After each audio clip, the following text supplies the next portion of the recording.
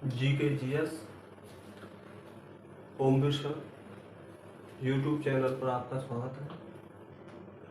हम एक बार आपके लिए पहला प्रैक्टिस सेट लेके आए हैं, यूपी प्लस का प्रैक्टिस सेट। जर्दा उड़ा देगा, जर्दा है ना। 38 में से 38 आपका 38 में से 38 पूरा क्वेश्चन आपका आने वाला है।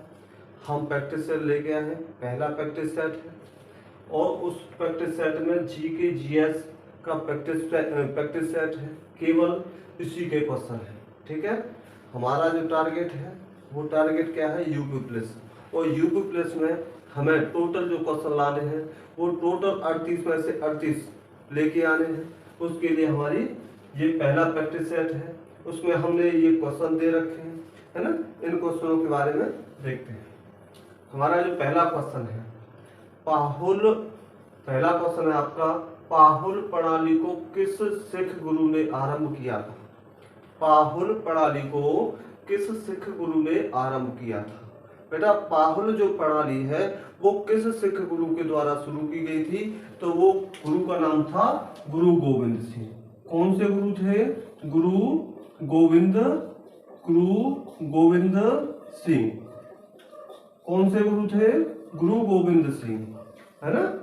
आपके जो गुरुओं के कौन से गुरु हैं, 10वें गुरु गुरु गोविंद सिंह थे, जिन्होंने पाहुल प्रणाली को सिख गुरु के ने आरंभ किया था। ठीक है, आपको याद रखना है कौन से पाहुल प्रणाली की शुरुआत किसने, गुरु गोविंद सिंह ने की थी। कौन से गुरु थे, 10वें गुरु थे। ठीक है। दूसरा क्वेश्चन, सांची स्तूप का निर्माण किसने करवाया था। सांची स्तूप का निर्माण, जो सांची स्तूप का निर्माण किसने करवाया था। सांची स्तूप का निर्माण करवाया था अशोक ने करवाया था। तो अशोक के द्वारा किसका निर्माण करवाया गया था। दूसरा हमारा क्वेश्चन है, सांची स्तूप का निर्माण किसके द्वारा करवाया गया है, तो किसके द्वारा, अशोक सम्राट के द्वारा, अशोक महान के द्वारा। ठीक है। हमारा दूसरा क्वेश्चन क्या है कि सांची स्तूप का निर्माण किसने करवाया था, अशोक महान के द्वारा, है ना। तीसरा क्वेश्चन, महाराष्ट्र के पोला त्योहार में किस जानवर की पूजा की जाती है। महाराष्ट्र में एक पोला त्योहार मनाया जाता है। कौन सा है, पोला त्योहार। पोला त्योहार में किस जानवर की पूजा की जाती है, तो वो जानवर कौन सा आपका, वृषभ। कौन सा जानवर है, वृषभ। कौन सा जानवर है, वृषभ। मोस्ट इंपोर्टेंट क्वेश्चन, कौन सा, महाराष्ट्र में एक पोला त्योहार मनाया जाता है और जो पोला त्योहार मनाया जाता है उस पोला त्योहार में किस जानवर की पूजा की जाती है, वृषभ की पूजा की जाती है। ठीक है बेटा, याद रखोगे। नेक्स्ट क्वेश्चन आता है हमारा, चौथा क्वेश्चन है, प्रसिद्ध संगीतकार अरविंद पारिख किस संगीत वाद्य यंत्र के साथ जुड़े हुए हैं। हमारे प्रसिद्ध संगीतकार अरविंद पारिख किस संगीत वाद्य यंत्र के साथ जुड़े हुए हैं, तो वो कौन सा वाद्य यंत्र है आपका, सितार। कौन सा, सितार। ठीक है, याद रखोगे कौन सा है, सितार। प्रसिद्ध संगीतकार अरविंद पारिख किस संगीत वाद्य यंत्र के साथ जुड़े हुए हैं, तो वो कौन सा है हमारा, सितार वादक। ठीक है, कौन से थे, सितार वादक। नेक्स्ट हम बातें करते हैं। नेक्स्ट क्वेश्चन है हमारा, कौन सा है, पांचवा क्वेश्चन है, वैदिक सभ्यता किस नदी के तट पर विकसित हुई थी। वैदिक सभ्यता किस नदी के तट पर विकसित हुई थी, तो कौन सी नदी है, सरस्वती नदी। कौन सी नदी, सरस्वती नदी। कौन सी नदी, सरस्वती नदी। हमारी जो वैदिक सभ्यता थी वो वैदिक सभ्यता किस नदी के तट पर विकसित हुई है, वो सरस्वती नदी है ना। वैदिक काल में सरस्वती को क्या कहा जाता है, नदी तमा कहा गया है। क्या कहा गया है, नदी तमा, है ना। नदियों में श्रेष्ठ कहा गया है। नदियों में श्रेष्ठ किसे कहा गया है, सरस्वती नदी को कहा गया है। नदी तमा किसे कहा गया है, सरस्वती को कहा गया है। और वैदिक सभ्यता किस नदी के किनारे विकसित हुई थी, सरस्वती नदी के किनारे। ठीक है। नेक्स्ट क्वेश्चन है बेटा हमारा, नेक्स्ट क्वेश्चन कौन सा है? नेक्स्ट है छठवां क्वेश्चन। छठवां क्वेश्चन, गीता रहस्य। देखो ये देखना है आपको, गीता रहस्य, गीता रहस्य नामक प्रसिद्ध पुस्तक की रचना, गीता रहस्य नामक प्रसिद्ध पुस्तक की रचना, गीता रहस्य नामक प्रसिद्ध पुस्तक की रचना किसने की थी? तो वो थे बाल गंगाधर तिलक। कौन थे? बाल गंगाधर तिलक। कौन थे? बाल गंगाधर तिलक। ठीक है, बाल गंगाधर तिलक का नाम याद रखोगे। कौन थे? बाल गंगाधर तिलक थे जिन्होंने गीता रहस्य नामक पुस्तक की रचना की। ठीक है, नेक्स्ट क्वेश्चन हमारा बेटा सातवां क्वेश्चन है। सातवां क्वेश्चन, भारत में एकमात्र ईसाई लोक नाट्य शैली कौन सी है ना? भारत में एकमात्र कौन सी ईसाई लोक नाट्य शैली कौन सी है? तो कौन सी शैली है? चवे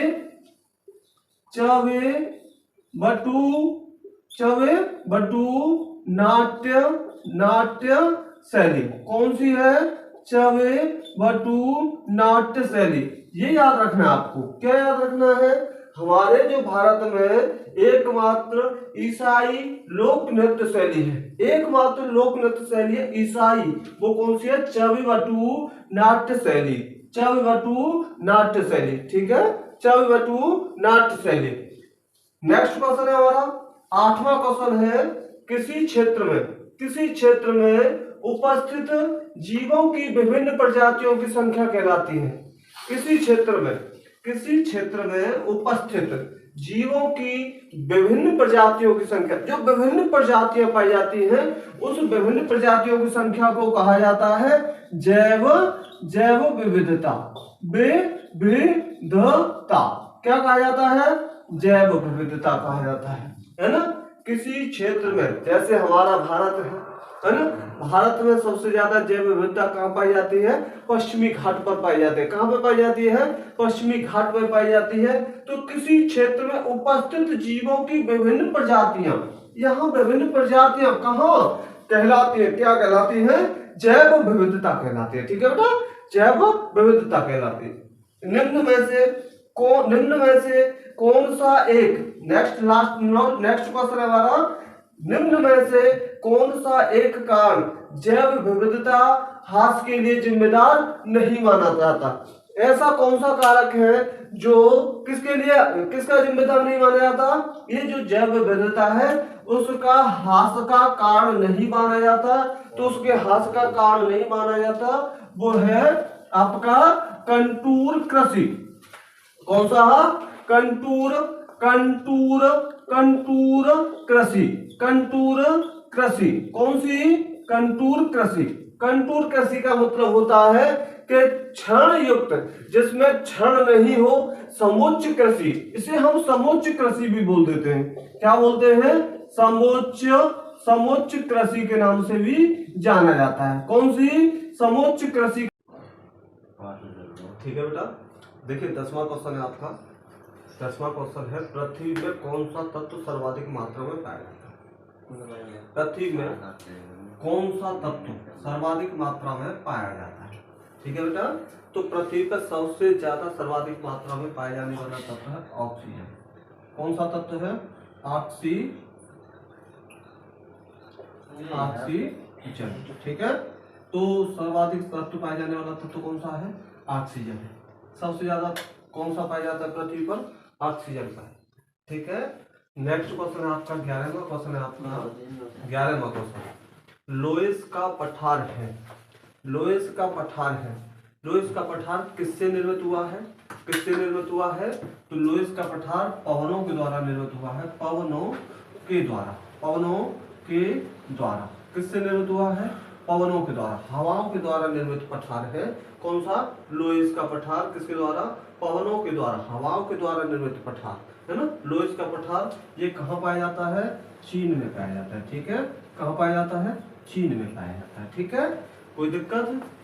नेक्स्ट हम बात करें, हमारा क्वेश्चन है 12वां। 12वां क्वेश्चन है सुल्तानपुर पक्षी अभ्यारण्य किस राज्य में है? सुल्तानपुर पक्षी अभ्यारण्य किस राज्य में है? तो कौन सा राज्य है बेटा? हरियाणा। हरियाणा, ठीक है। कौन सा राज्य है? हरियाणा। हमारा जो राज्य है वो कौन सा राज्य है? हरियाणा राज्य है। जो इसमें कौन सा है? सुल्तानपुर पक्षी अभ्यारण्य किस राज्य में है? वो कौन सा राज्य है? हरियाणा है, ठीक है। जीएसटी के लिए संविधान संशोधन के परिणाम स्वरूप जीएसटी के लिए संविधान संशोधन के परिणाम स्वरूप संविधान में कौन सा अनुच्छेद जोड़ा गया? कौन सा अनुच्छेद है? वो 246 ए या 246 का जोड़ा गया। कौन सा है? 246 का, ठीक है। कौन सा? जीएसटी के लिए संविधान संशोधन के परिणाम स्वरूप संविधान में कौन सा अनुच्छेद जोड़ा गया है? 246 का है, ठीक है। सबसे पहले अगर बात करें जीएसटी अपनाने वाला भारत का पहला राज्य कौन सा था? कौन सा राज्य था? कौन सा राज्य था? असम राज्य था। सबसे बाद में किसने अपनाया? वो जम्मू एंड कश्मीर अपनाया था, ठीक है। दोनों को याद रखेंगे, कौन सा? असम और जम्मू कश्मीर, ठीक है। नेक्स्ट क्वेश्चन, भारत के संविधान का कौन सा भाग नागरिकता से संबंधित है? भारत का, देखिए यहाँ हम किसकी बातें कर रहे हैं? नागरिकता की। किसकी बातें कर रहे हैं? नागरिकता की। भारत के संविधान का कौन सा भाग नागरिकता से संबंधित भाग कौन सा है? वो भाग है दूसरा। तो दूसरे भाग में क्या है? नागरिकता। कहां से कहां तक है? 5 से 11। 5 से 11 अनुच्छेद में क्या है? नागरिकता की बात है। तो भाग कौन सा होगा हमारा? भाग नंबर 2 में क्या है? नागरिकता का प्रावधान किया गया है, ठीक है। आर्टिकल कौन से है? 5 से 11 के बीच में है, ठीक है। नेक्स्ट, लोकसभा का कोरम कुल सदस्य संख्या का कितना होता है? देखिए कोरम का मतलब क्या होता है? गणपूर्ति, है ना। कोरम का मतलब होता है गणपूर्ति। इसे हम गणपूर्ति भी बोल सकते हैं, गणपूर्ति भी बोल सकते हैं। क्या बोल सकते हैं? गणपूर्ति या गण कोरम बोले ना। तो जो गण कोरम या गणपूर्ति, तो हमारी लोकसभा का टोटल कुल सदस्य संख्या का कितना होता है? ये 1/10 सदस्य होते हैं। कितने?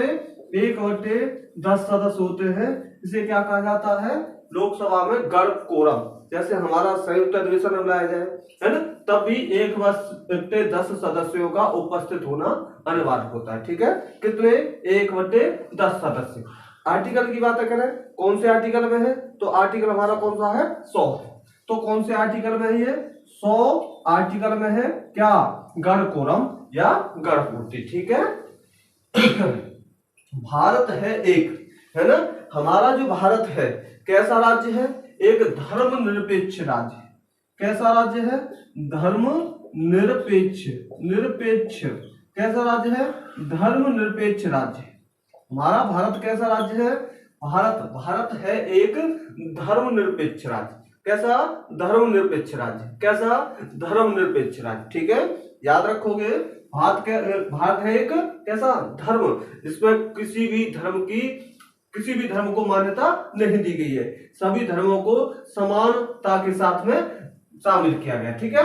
नेक्स्ट क्वेश्चन है आपका, भारत में संपत्ति का अधिकार अब रह गया है। कौन सा क्वेश्चन है? 17वां क्वेश्चन। कौन सा क्वेश्चन? 17वां क्वेश्चन। कौन सा? भारत में संपत्ति का अधिकार, ये संपत्ति का अधिकार अब रह गया है कैसा? केवल कैसा? कानूनी अधिकार रह गया है।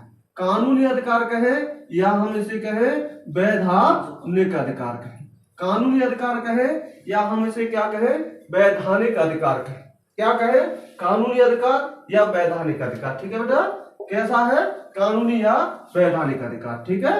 नेक्स्ट, स्वतंत्र भारत के पहले रक्षा मंत्री थे। स्वतंत्र भारत के पहले रक्षा मंत्री थे, कौन थे? बलदेव सिंह, ठीक है। कौन थे? बलदेव सिंह। स्वतंत्र भारत के पहले रक्षा मंत्री कौन थे? बलदेव सिंह थे, ठीक है। नेक्स्ट क्वेश्चन, हमारा क्वेश्चन नंबर है नेक्स्ट 19वां क्वेश्चन है, संविधान सभा की ड्राफ्टिंग कमेटी के सभापति कौन थे? ड्राफ्टिंग कमेटी के अध्यक्ष कौन थे? तो डॉक्टर बी आर अम्बेडकर। कौन? B R Ambedkar, doctor B R Ambedkar क्या थे? ड्राफ्टिंग कमेटी कहे, है ना, पांडुलेखन समिति कहे, है ना, या हम क्या कहे? प्रारूप समिति कहे, तीनों एक ही बात है। संविधान सभा की ड्राफ्टिंग कमेटी के सभापति कौन थे? तो वो कौन थे? डॉक्टर बी आर अम्बेडकर थे। ठीक है, नेक्स्ट क्वेश्चन है बेटा हमारा, कौन सा क्वेश्चन? 20वां क्वेश्चन। पूर्ण रूप से जीएसटी की सिफारिश किसके द्वारा की गई थी? पूर्ण रूप से जीएसटी की सिफारिश किसके द्वारा की गई? तो ये किसके द्वारा की गई थी? विजय केलकर के द्वारा, विजय केलकर के द्वारा, है ना? ठीक है ना? हमारी जो पूर्ण रूप से जीएसटी की सिफारिश किसके द्वारा की गई है? विजय केलकर के द्वारा। ठीक है बेटा, इसका आप स्क्रीनशॉट ले सकते हैं, है ना? एक बार आप स्क्रीनशॉट ले लीजिए। ठीक है, ठीक है बेटा। 21वां क्वेश्चन है आपका, कौन सा क्वेश्चन है? 21वां क्वेश्चन, भारत का सबसे कम लिंगानुपात वाला राज्य। 21वां क्वेश्चन है आपका, भारत का सबसे कम लिंगानुपात वाला राज्य कौन सा? भारत का सबसे कम लिंगानुपात वाला राज्य कौन सा है? तो वो कौन सा है? हरियाणा। ठीक है, कौन सा है? हरियाणा। कितना लिंगानुपात है इसका? 879 व्यक्ति पर कितने रहते हैं? 1000 पर कितने हैं? है ना, 1000 पुरुष महिलाओं पर। भारत का सबसे कम लिंगानुपात वाला राज्य कौन सा है? हरियाणा है। यहाँ 879 महिलाओं पर 1000 पुरुष है। ठीक है, नेक्स्ट क्वेश्चन, नेक्स्ट हम 22वां क्वेश्चन देखेंगे। शेयर बाजार के कारोबार को नियंत्रित एवं विनियमित करने वाली, शेयर बाजार के कारोबार को, शेयर बाजार के कारोबार को नियंत्रित एवं विनियमित करने वाली संस्था कौन सी है ना? कौन सी संस्था है? शेयर बाजार के कारोबार को नियंत्रित एवं विनियमित करने वाली संस्था है सेबी। कौन सी संस्था है? सेबी। ठीक है, कौन सी संस्था है? सेबी संस्था है। ठीक है, हमारे जो शेयर बाजार है उसको नियंत्रित एवं विनियमित करने का कार्य कौन सी संस्था करती है? सेबी करती है। ठीक है, नीली क्रांति का संबंध, नेक्स्ट क्वेश्चन है आपका, नेक्स्ट क्वेश्चन कौन सा है? नीली क्रांति का संबंध किस क्षेत्र से है? तो यहाँ कौन से है? झींगा मछली उत्पादन से, झींगा मछली उत्पादन से। ठीक है, कौन सा है? झींगा मछली उत्पादन। हमारा नीली क्रांति का संबंध किससे है? झींगा मछली उत्पादन से है। ठीक है, एग मार्क क्या है? नेक्स्ट क्वेश्चन है आपका, एग मार्क है, एग मार्क है जो खाद्य वस्तुएं हैं। कौन सी? खाद्य वस्तुएं। कौन सी? खाद्य वस्तुओं की गुणवत्ता, कौन सी? गुणवत्ता मोहर, है ना? क्या है? गुणवत्ता मोहर। ठीक है बेटा, एग मार्क किसे कहा जाता है? एग मार्क मतलब है जो गुणवत्ता मोहर होती है ना? खाद्य वस्तुओं पर जो गुणवत्ता मोहर मिलती है उसे क्या कहा जाता है? एग मार्क कहा जाता है। ठीक है, नेक्स्ट क्वेश्चन है बेटा हमारा, नेक्स्ट क्वेश्चन, प्रच्छन्न बेरोजगारी किसे कहा जाता है ना? प्रच्छन्न बेरोजगारी किसे कहा जाता है? तो यहाँ हम अगर बातें करें प्रच्छन्न बेरोजगारी की बातें करें तो हम प्रच्छन्न बेरोजगारी किसे कहेंगे, है ना? प्रच्छन्न बेरोजगारी का मतलब होता है यहाँ अनुत्पादक श्रमिकों की संख्या, यहाँ क्या होता है? अनुत्पादक श्रमिकों की क्या है? संख्या। ठीक है, अनुत्पादक श्रमिकों की संख्या। प्रच्छन्न बेरोजगारी का मतलब है जो श्रमिक कार्य नहीं कर रहे हैं, ऐसे श्रमिकों की संख्या, इसे क्या कहा जाता है? प्रच्छन्न बेरोजगारी कहा जाता है। क्या कहा जाता है? प्रच्छन्न बेरोजगारी अनुत्पादक श्रमिकों की संख्या को कहा जाता है। अर्थव्यवस्था में तृतीयक क्षेत्र, मोस्ट पूछता है, तृतीयक क्षेत्र से क्या तात्पर्य है? तृतीयक क्षेत्र से तात्पर्य है सेवा क्षेत्र से। किस क्षेत्र से? सेवा क्षेत्र से। कौन सा? सेवा क्षेत्र से, है ना? पहले में आपके प्रोडक्ट आते हैं, जैसे हम बातें करें कि पशुपालन की बातें करें, है ना, पशुपालन की, मुर्गी पालन, ये कौन सा होता है, पहला प्रोडक्ट होता है। गेहूं की, जो गेहूं कर रहे हैं, फसल उत्पादन कर रहे हैं, वो कौन सा होता है, पहला वाला होता है। उसके बाद में दूसरा, इससे मैन्युफैक्चरिंग की जाती है। क्या किया जाता है, मैन्युफैक्चरिंग की जाती है। गेहूं से हम बिस्कुट बनाया जाता है, क्या बनाया जाता है, बिस्कुट बनाया जाता है। तो वो कौन से क्षेत्र में आ जाता है, सेकंड क्षेत्र में, कौन सा, बिस्कुट वाला, ठीक है। तो बिस्कुट वगैरह बनाया जाता है। तीसरे क्षेत्र में कौन सा आता है, तीसरे क्षेत्र में आता है आपका सेवा, है ना। सेवा क्षेत्र किसके अंतर्गत आता है, तृतीय के अंतर्गत आता है, ठीक है। नेक्स्ट, भारतीय अर्थव्यवस्था किस प्रकार की अर्थव्यवस्था, यहां पूछा गया है किस प्रकार की अर्थव्यवस्था है। भारतीय अर्थव्यवस्था किस प्रकार की अर्थव्यवस्था है, तो वो कैसी है, मिश्रित अर्थव्यवस्था है। कैसी अर्थव्यवस्था है, मिश्रित अर्थव्यवस्था। कैसी, मिश्रित अर्थव्यवस्था है। कैसी अर्थव्यवस्था है, मिश्रित अर्थव्यवस्था। हमारी भारतीय अर्थव्यवस्था है वो किस प्रकार की अर्थव्यवस्था का प्रतिनिधित्व करती है, मिश्रित अर्थव्यवस्था का, ठीक है। नेक्स्ट क्वेश्चन, पानी का अधिकतम घनत्व कब होता है, कहाँ होता है, तो 4 अंश सेंटीग्रेड पर होता है। किस पर होता है, 4 अंश सेंटीग्रेड पर क्या होता है, पानी का अधिकतम घनत्व क्या होता है, 4 अंश सेंटीग्रेड होता है, ठीक है। नेक्स्ट हम बात करें, नेक्स्ट क्वेश्चन है हमारा, मनुष्यों में पित्त का उत्पादन किस अंग में होता है। मनुष्य में पित्त का उत्पादन किस अंग में होता है, तो ये किस में होता है, पित्ताशय में होता है। पित्ताशय में होता है, किस में होता है, पित्ताशय में होता है, ठीक है। किस में होता है, पित्ताशय में। मनुष्य में पित्त का उत्पादन, ये पित्त का उत्पादन कहाँ होता है, पित्ताशय में होता है ना। ये नेक्स्ट क्वेश्चन है आपका, कर्मा।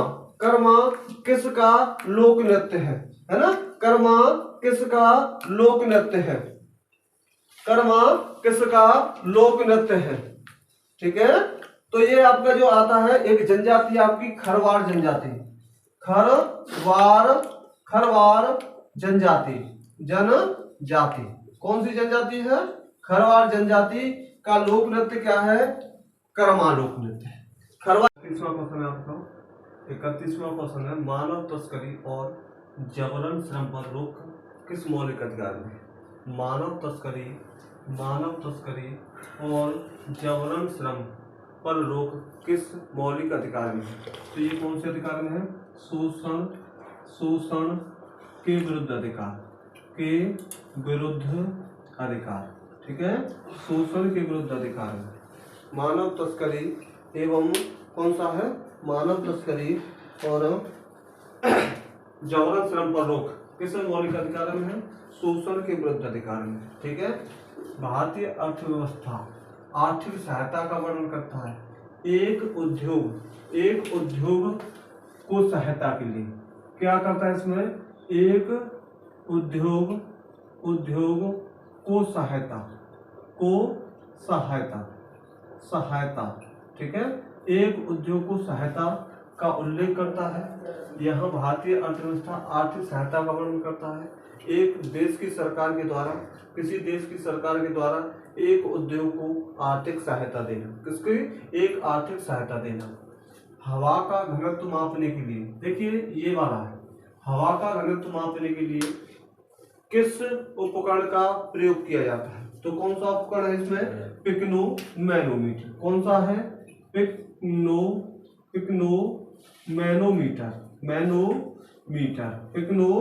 कौन सा है, पिक्नोमैनोमीटर, ठीक है। कौन सा है, पिक्नोमैनोमीटर। हवा का घनत्व मापने के लिए किस उपकरण का उपयोग किया जाता है, पिक्नोमैनोमीटर, ठीक है। कौन सा रक्त वर्ग हर रक्त वर्ग वाले मनुष्य को दिया जाता है, तो वो कौन सा है, ओ पॉजिटिव। कौन सा है, ओ पॉजिटिव है। कौन सा है, ओ पॉजिटिव है, ठीक है। ओ पॉजिटिव है वो किसे, हर रक्त वर्ग के वाले मनुष्य को दिया जा सकता है, ठीक है। प्रदेश में रेलवे कोच फैक्ट्री, प्रदेश में मतलब उत्तर प्रदेश में रेलवे कोच फैक्ट्री कहाँ स्थापित की गई है। प्रदेश में रेलवे कोच फैक्ट्री कहाँ स्थापित की गई है, तो ये कहाँ की गई है, बरेली में, ठीक है। कहाँ की गई है, बरेली में, ठीक है। नेक्स्ट क्वेश्चन, बखीरा पक्षी विहार, बखीरा पक्षी विहार, बखीरा पक्षी विहार किस जिले में है? तो वो कौन सा जिला है? संत संत कबीर संत कबीर नगर, ठीक है। संत कबीर नगर में क्या है? बखीरा पक्षी विहार। बखीरा पक्षी विहार कौन से जिले में है? कौन से में है? संत कबीर नगर। बटेश्वर मेला, बटेश्वर मेला या पशु मेला है ना, ये बटेश्वर मेला लगता है, इसे कहा जाता है पशु मेला है। ये कहाँ लगता है? ये लगता है आगरा में। कहाँ लगता है? आगरा में लगता है। आगरा उत्तर प्रदेश में, ठीक है, उत्तर प्रदेश। तो ये बटेश्वर मेला कहाँ लगता है? ये कौन सा मेला है? पशुओं का मेला है। कहाँ लगता है? आगरा उत्तर प्रदेश में। वाराणसी घराने के तबला वादक है ना, ये तबला वादक, तबला तबला का सूत्रपात किसने किया है? वाराणसी घराने के तबला, इस तबला का सूत्रपात किसने किया है? तो ये किया है पंडित पंडित राम सहाय, पंडित राम सहाय के द्वारा। किसके द्वारा किया गया है? पंडित राम सहाय के द्वारा, है ना। आप इसका स्क्रीनशॉट ले सकते हैं, है ना। वाराणसी घराने के तबला का सूत्रपात किसने किया है? पंडित राम सहाय के द्वारा। देखिए हमारे चैनल को सब्सक्राइब करें, है ना, ज्यादा से ज्यादा शेयर करें, और इसका पीडीएफ, आपकी जो पीडीएफ है आपकी टेलीग्राम पे अपलोड कर दी जाएगी। डिस्क्रिप्शन में आप देख सकते हैं, उसे लिंक उसमें दे रखा है हमने, है ना, टेलीग्राम पे लिंक दे रखा है, उसके डिस्क्रिप्शन में जाके आप देख सकते हैं। ठीक है, थैंक यू, नमस्कार।